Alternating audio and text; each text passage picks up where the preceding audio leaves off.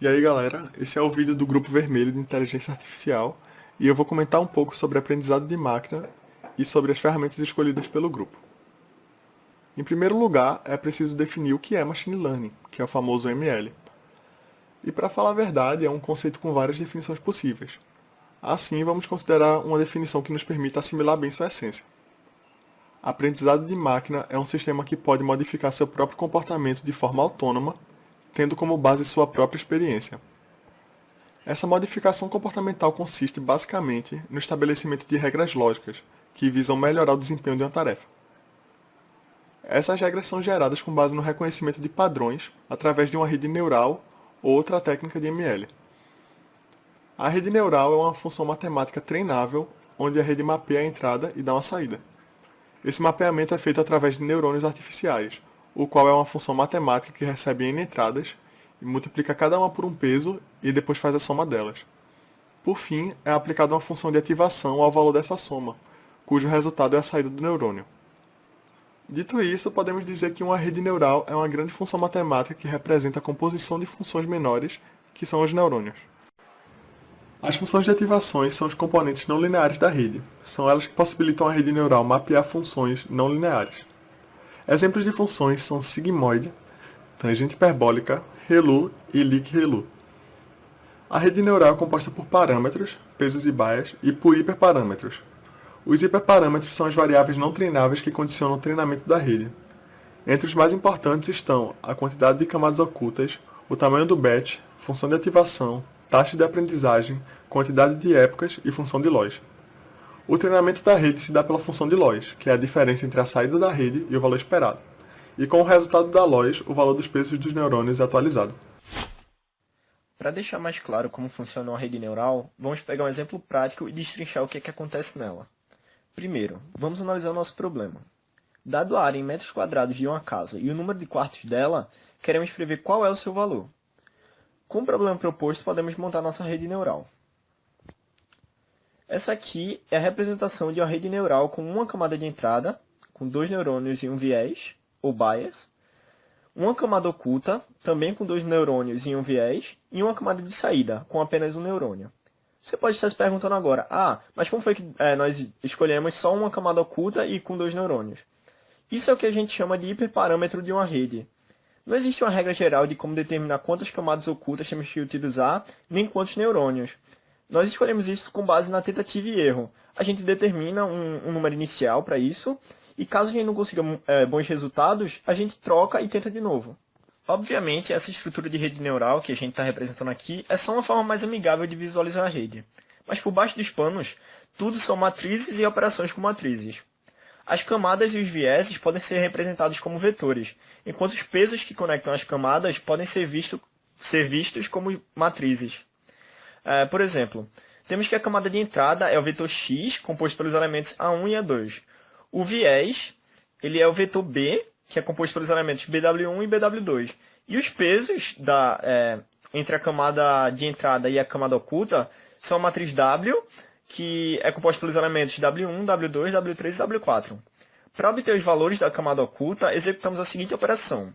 A gente pega a transposta da matriz de peso, faz a multiplicação de matrizes com o vetor x, soma com o vetor b, e aí a gente aplica a função de ativação f. Isso significa que o valor de um neurônio da camada oculta é igual a uma soma ponderada das entradas aplicada a uma função de ativação. Há 2 outros pontos a se considerar nessa operação. Para que serve esse viés, ou bias, né? E o que faz a função de ativação?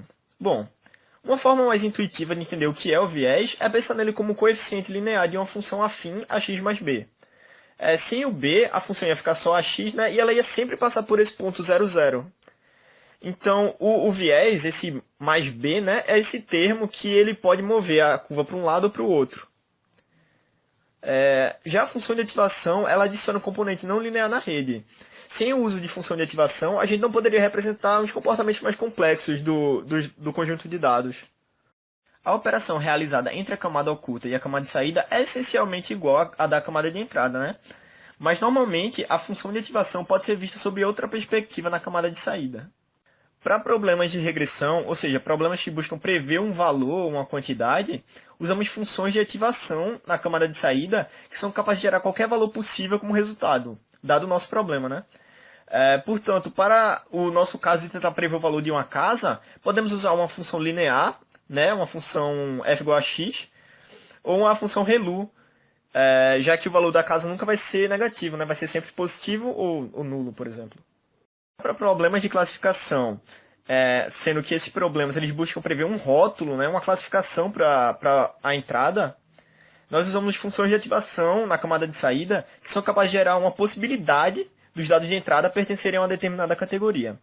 Se quiséssemos fazer, por exemplo, uma rede para determinar se uma imagem é ou não de um cachorro, poderíamos usar uma função sigmoide, né? Já que ela mapeia a saída entre 0 e 1, e aí 1 significaria que a imagem é um cachorro e 0 significaria que não é um cachorro. Bom, mas agora que a gente já passou por esse processo de, dado uma entrada, gerar um valor de saída, como é que a gente determina os pesos da rede, né? Inicialmente, eles são inicializados aleatoriamente. E isso, obviamente, provoca um valor bem errado na saída.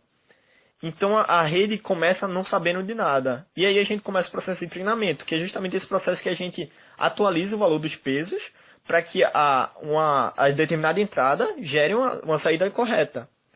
Normalmente, esse processo ele envolve uma técnica chamada gradiente descendente, em que a gente dá para ela uma função de loss, que é justamente uma função que calcula o erro entre a previsão que a rede neural deu e o valor correto. E a partir desse erro que é calculado, a gente tenta ir diminuindo ele, atualizando o valor dos pesos. Então, se eu diminuir o valor de um peso tal, eu vou ter uma saída que é mais correta. E, iterativamente, eu vou chegando no valor correto. E é justamente esse processo de aprendizado que a rede executa. As ferramentas escolhidas pela equipe foram o NumPy, como uma ferramenta básica, o TensorFlow, como uma ferramenta avançada, e o OpenCV, como uma ferramenta diferente. O NumPy é um pacote para a linguagem Python que suporta arrays e matrizes multidimensionais, possuindo uma larga coleção de funções matemáticas para trabalhar com essas estruturas. Como exemplo dessas funções, temos funções exponenciais, multiplicação de matrizes e soma dos coeficientes de uma matriz. Por conta desse suporte do NumPy para uma grande coleção de funções matemáticas para arrays e sabendo que o aprendizado de máquina é baseado em cálculos matriciais, essa biblioteca se revela como grande aliada a modelos de machine learning em Python.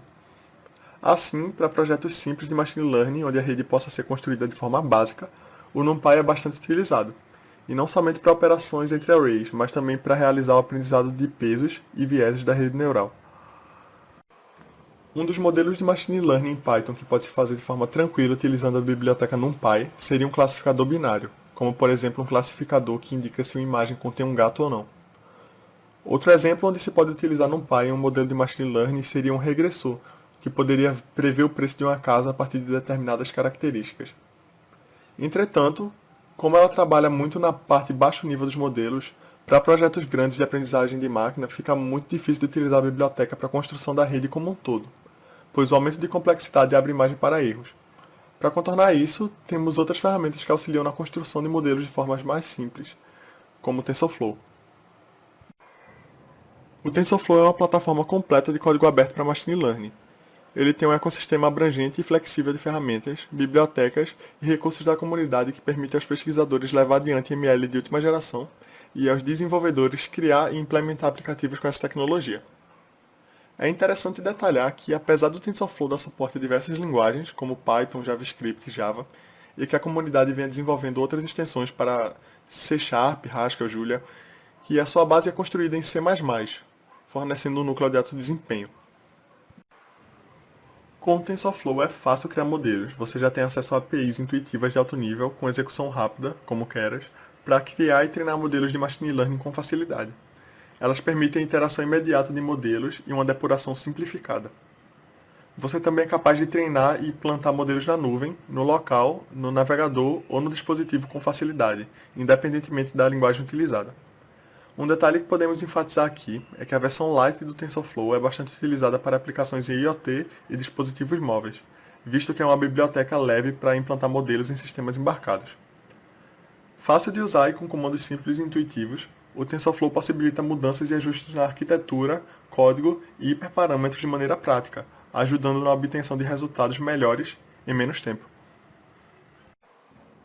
O TensorFlow não é fácil de aprender e tem um nível de complexidade relativamente alto, mas ao mesmo tempo é flexível e poderoso, sendo atualmente o principal software para desenvolvimento em Deep Learning e aplicações de inteligência artificial. Entretanto, o aprendizado de máquina pode se tornar complexo rapidamente e os modelos de aprendizado profundo podem se tornar grandes. Para muitos modelos, você precisa de treinamento distribuído para poder iterar dentro de um prazo razoável. E você normalmente deseja que os modelos desenvolvidos sejam implantados em várias plataformas. Portanto, APIs como TensorFlow são bastante utilizadas para acelerar esse processo e elevar o projeto a um nível de abstração mais alto, permitindo uma maior praticidade na construção de modelos de machine learning. Por fim, temos o OpenCV, que é uma biblioteca multiplataforma totalmente livre, tanto para o uso acadêmico quanto para o comercial, para o desenvolvimento de aplicativos na área de visão computacional. Ele possui módulos de processamento de imagem e vídeo, estrutura de dados, álgebra linear, controle de mouse e teclado e mais de 350 algoritmos de visão computacional, como filtros de imagem, calibração de câmera, reconhecimento de objetos e análise estrutural. Por conta desses algoritmos de estado da arte disponíveis na biblioteca, grandes empresas como IBM, Google e Toyota adotaram seu uso. O uso do OpenCV para modelos de machine learning se dá basicamente para o processamento de imagem como input da rede neural, executando um determinado processo de detecção, análise ou geração de imagens pela rede. A capacidade de detectar automaticamente objetos em fotos, e entenda o objeto como pessoas, rostos, ou até mesmo objetos inanimados como um copo ou um livro, faz com que seja possível filtrar o conteúdo desejado em diversas imagens sem ter que fazer o processamento desses dados na mão, o que facilita a coleta de dados úteis para alimentar a rede neural que se deseja treinar.